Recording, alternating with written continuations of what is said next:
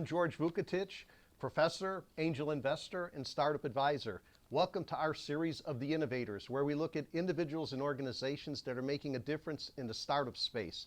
Today, we have Ali Aga with us, who's the CEO and founder of Flowbit. Flowbit is a software as a medical device organization, and they provide applications and pointers for innovators who are creating applications in the space. Ali's company, Flowbit, helps medical device companies and innovators design, engineer, and deliver software-intensive systems for personalized digital health applications. So Ali, I'd like to ask you, how to get started as software as a medical device development. So I guess the question I would have is, what is a starting point for an individual or for an organization that is looking to create software as a medical device application? So for our innovators, they usually have a great idea, which is backed by latest science and evidence. A lot of times they also even have a patent, because they're, they did a lot of research. Many times they need new hardware, so they work with an embedded hardware developer, and a firmware developer to create a prototype. Now, to demonstrate, I actually got a little development board kit. I see, yeah. And this particular development board kit is the NRF 528040, and it's especially used for Bluetooth applications, for IoT type devices. Got it, okay. And on the system on chip right here, you'll find Bluetooth, you'll find a CPU processing unit. It has IEEE 802 standards for wireless protocols. Additionally, there's also some general purpose input-output pins right here. And there are multiple power sources, like for a lithium power ion battery that is rechargeable, a coin battery at the bottom, and a USB. This is basically a mini motherboard, and it's also FCC compliant and IEC, it meets IEC standards. What that means is it operates in the bandwidth that it's supposed to operate in, and also it's the radiation levels here are within the required limits. So FDA puts out some guidelines that need to be followed for these devices being created? Yes. In this case, it would be the FCC. FCC, okay. But yeah, they do have strict guidelines around this. And so you can attach many sensors here, maybe a temperature sensor, maybe an audio sensor, like a microphone, motors and actuators. You can also program your own firmware and flash it on here, and it'll do data processing like you need it to. Obviously, it has Bluetooth low energy, so BLEs, and you can use that to transfer data in a power efficient way. So one great thing about this is it allows you to evolve your design. So you can start out with one thing and then you can evolve your design. So it allows for great customization. You can customize this board. You can even customize this case. This case was 3D printed at CenterSpace at NEIU. And I had it customized to even have our company logo here, Flowbit, and so what this allows you to do is you can customize the board, you can customize your case, and you can use it. You can tailor it to the specific clinical trial you're having, and you can use it as an investigational device. So things have gotten to the point where you can even create these modules at universities. You don't need a scientific research center or a national lab to create these. Yeah, no, you would not need a specialized factory that, with a specific mold, or you can quickly test out your ideas and use it in your research. Now, obviously, this is not a finished product. This is big and cumbersome, but a finished product, like we discussed, the system on chip is really just this big. Yes. A finished product could be a wearable biosensor patch that goes on your arm, or something small like Apple Watch, which goes on your wrist. I have seen applications with both. Got it. Yeah. Okay, so now that we've seen the hardware or the device, how do we shift this over, and how does a software developer, how does the application get involved or developed from here? Oh, yes. So the innovator generally will have a working prototype like this. Yes. With the hardware. And they'll need help with software because we have expertise in software. So ideally what you want for the innovator is to have goals and have technical and regulatory requirements. This usually comes in the form of a specification, requirements and specifications document. Now, if an innovator does not have expertise in software engineering, generally they would not know how to draft this document. In such a case, like a vendor like myself would be able to help. So we need to do this in a quality controlled manner anyways. So we rewrite these requirements in any case. So, as part of a request, as part of a proposal, we'll write these requirements for you.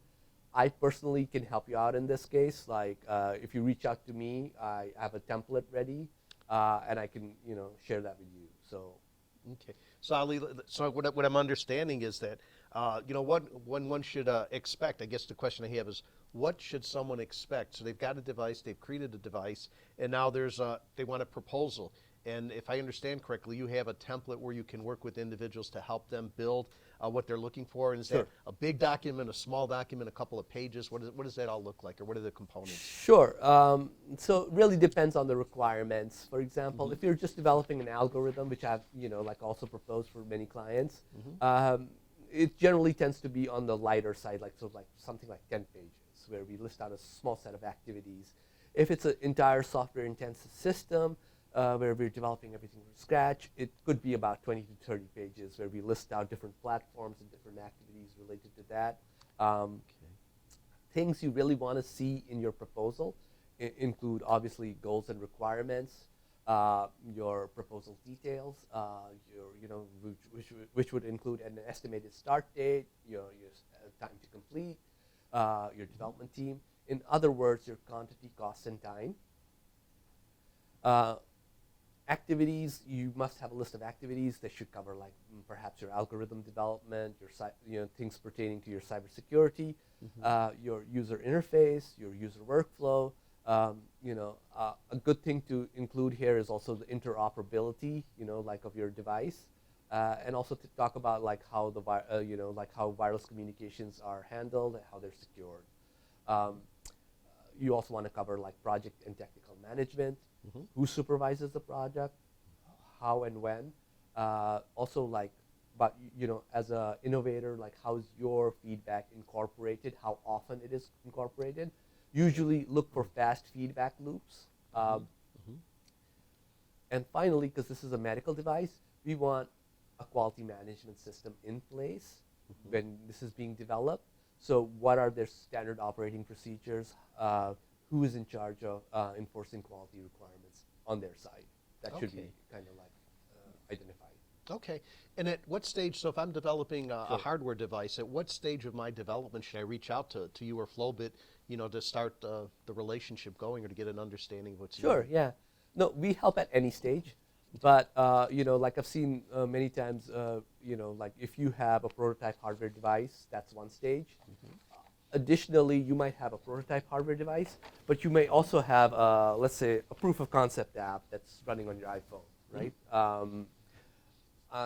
Another stage would be where you actually have a finished hardware, like say, for example, a wearable device, and you have a finished application that works in tandem with your hardware device. Got it. And then with that, is all the cybersecurity you hear a lot, is all of that built in then with the software that you design and develop? Oh, yes. So we follow different standards, on ensuring software security for your, Bluetooth communications, as well as your mobile applications, as well as cloud. There are different standards that you can follow. And it's, we have to do kind of a risk analysis to kind of understand where the risks are. It's usually done through some sort of threat modeling, where we'll draw a technical architecture of the whole system, and we'll try to understand what attack vector, Got it. Yep. So we'll identify those. Okay. Ali, just to make sure, so this is an example of something, but I've seen things now where they even have flexible devices that you can attach to your skin in place of it. Yeah. So that basically acts the same thing as this. So this is an example, but that patch on the arm or whatever it is basically provides that same function, and then it communicates to your cell phone. Is that? That's 100% accurate, yes. So there are many chipsets. This is NRF 528040. And you could use other type of chipsets.